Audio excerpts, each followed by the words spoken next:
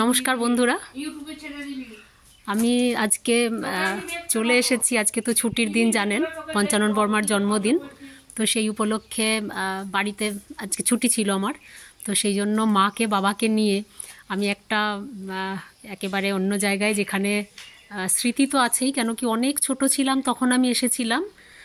এটা আমার, যাকে দেখতে পাচ্ছেন সামনে সাদা শাড়ি পরা, উনি আমার বড় মাসি।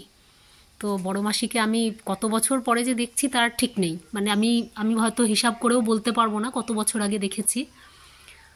আমি তখন স্কুলে পড়ি, সেই সময় দেখেছি। তো সেই বড় মাসি, আজকে বড় মাসির বাড়ি এটা হুগলি জেলার ভোঁপুর বলে একটা গ্রাম আছে, যেটা বইচি স্টেশন থেকে আসতে হয়। আমি অবশ্য গাড়ি নিয়েই এসেছি। তো সেই বাড়ি এখন কিছুটা রেনোভেশন হয়েছে। আগে দেখেছিলাম যখন, তখন এরকম ছিল না, মানে পাকা বাড়ি তো ছিল না তখন। পাকা বাড়ি ছিল, রং ছিল, রংটা অন্যরকম ছিল, লাল রং ছিল। আচ্ছা আচ্ছা। তো বাবা মা আমরা সবাই একবার মাসিকে দেখতে এসেছি। আর মাস্তুতো দিদিও রয়েছেন ওদিকে। আর এই গ্রামের সেই, মানে আমাদের বাড়িতে আমরা দেখেছিলাম, এটাকে মড়াই বলে, আপনারা জানেন, কিন্তু এটাকে কি বলে, গোলা বলে, মানে এটাকে গ্রামে গোলা বলা হয়, ধানের গোলা।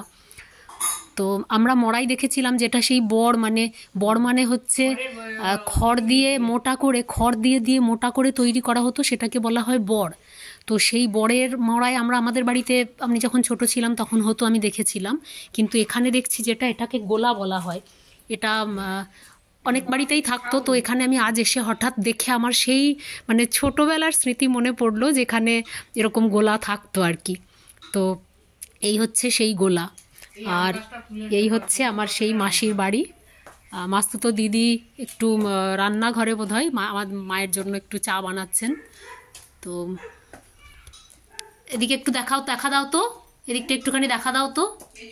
এই যে মাসির বড় মেয়ে, তো ওই রান্নাঘরে রয়েছেন এখন উনি। আর বেশ নস্টালজিক, একেবারেই অনেক বছর পরে। আমি বললাম যে আমি বলতেই পারবো না কত বছর পরে এলাম। এখানে আম গাছ রয়েছে, একটা আম গাছে প্রচুর আমের মুকুল এসেছে, দেখতে পাচ্ছি। হ্যাঁ, মা এখন মায়ের দিদির কাছে বসে আদর খাচ্ছে। দিদিকে পেয়ে খুব খুশি মা। মায়ের একদম, মানে দিদি হচ্ছে মায়ের মতো। আমার মায়ের মা অনেক ছোটতে মারা গিয়েছিলেন, তো মাসি মায়ের মতো করে সব ভাই বোনকে মানুষ করেছেন। সেই জন্য মাসি হচ্ছে আমার মায়ের মাই বলা যায় আর কি। আর বাবারও একটা বাবাও দেখেছে আমার মাসি আমার মায়ের জন্য অনেক ভালোবাসতেন আর কি। তো সেই জন্য বাবাও বললেন যে আমিও যাব, আমরা একসঙ্গে দেখে আসি। তো সেই করে আমরা চলে এসেছি আর কি। আজকে এই দিনটা এখানেই কাটাচ্ছি আমরা।